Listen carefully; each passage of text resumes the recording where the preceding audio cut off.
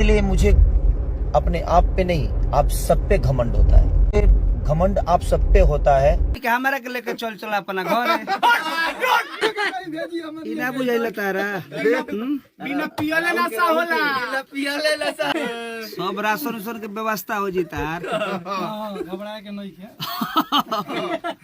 Ration के सब पियो के व्यवस्था हो जाए पानी के। धन के बढ़ल बढ़िया है रे बाबू, मन के बढ़ल ठीक ना हो। शेर के गाना हो।